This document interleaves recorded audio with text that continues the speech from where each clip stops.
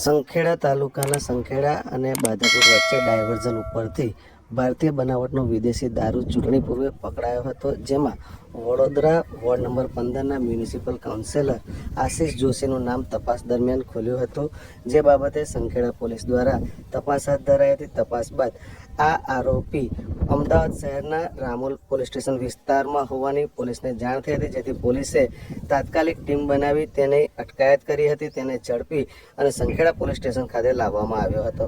આ અંગે સંખેડાના પીઆઈ દ્વારા પ્રતિક્રિયા આપવામાં આવી હતી. તેઓએ આ અંગે વધુ માહિતી આપતા જણાવ્યું હતું કે 2026ના રોજ નાઇટમાં અમે અમારા પોલીસ સ્ટાફ સાથે પેટ્રોલિંગમાં હતા. તે દરમિયાન અમને ખાનગી રાહે હકીકત મળે કે એક શંકાસ્પદ ઇકો ગાડી, નંબર પ્લેટ વગરની ઇકો ગાડી સંખેડાથી બહાદુરપુર તરફ જઈ રહી છે અને તેમાં પ્રોહીનો મુદ્દામાલ હોવાની આશંકા છે. તે આધારે અમે સંખેડા ઓશન નદીના ડાયવર્ઝન પાસે એમની વચમાં હતા.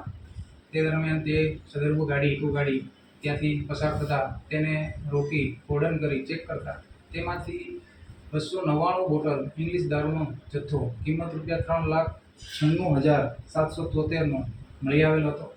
તેનો ચાલક પ્રમોદ પંચનારાયણ પાંડે આરોપી તે ગાડીનો ચાલક હતો અને પોતે આ મુદ્દામાલ પાડ બાજુથી ભરીને લાવેલો હતો અને વડોદરા શહેર ખાતે આશિષભાઈ જોશી મોબાઈલ નંબર 9909911353 નાઓને આપવા માટે જતો હતો તેવી હકીકત જણાવતો હતો.